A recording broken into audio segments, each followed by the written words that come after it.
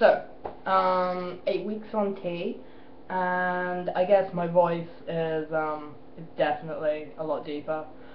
That's, I guess, the biggest change so far. My mum on the phone doesn't really recognize my voice anymore. It's kind of scaring her a little bit. My fiance also has a hard time in the mornings, just like recognizing my voice, and it's starting to freak him out a little bit. Which I think is kind of adorable and a bit awesome. Also, it's kind of annoying because any of the coarseness of my face that I did get like at the beginning, I've kind of negated because I've been using so many face washes and stuff to stop to try and stop getting any spots or acne or anything like that. That I have the skin of a baby's ass that's been had laser hair removal and probably some moisturizing for some hardcore toddlers and tiaras style pageant. But so that's not great. So right now I am passing as male, but people kind of are pegging me like as a much younger age. Like people are pegging me around 14, 15 maybe, and you know at 19 I don't really want to be pegged that low.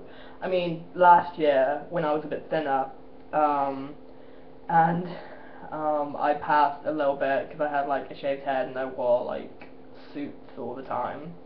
Suit up, right? And I was actually ID'd for a 12 rated film,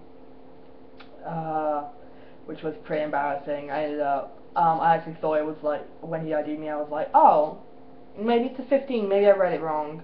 I was like, okay, I kind of get that, I look pretty young, whipped out my ID, and then then I was like, oh, wait, this is a 12, no, fuck off, you're not seeing my ID, fuck you. And he ended up getting so embarrassed he let me anyway. But yeah, I don't really want that to be happening anymore. It's pretty embarrassing. I don't want people to think I'm 12 or prepubescent. I'm going through puberty. This is my second puberty. I'm double pubescent. I still have a bit of, my fat has redistributed a bit, and like, my arms are starting to look a little, are looking a tiny bit more muscular instead of just flabby, which is pretty good. I mean, I'm kind of looking a bit like a ninja right now, which isn't to do with anything, but ninja.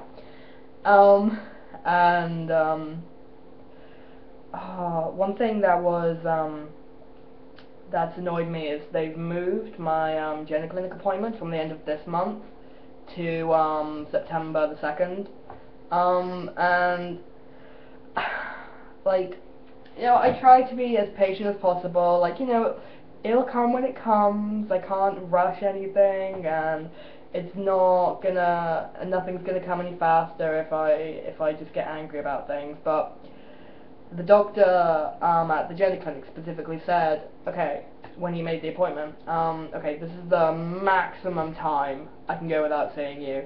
I cannot leave any longer because I have to monitor the way that tea is affecting you, and I can't leave it any longer because it would be unsafe. So now they've pushed it back another month. I'm like, oh.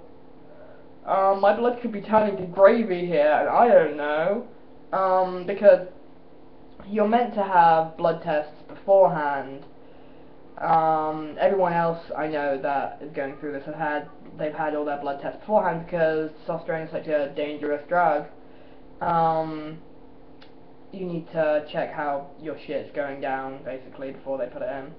But I'm not sure if it was because everything to do with my transition has been up in the air, because Like, I live in Hastings, but I have to move gender clinics to Charing Cross, but I'm still at the Laurels until I move.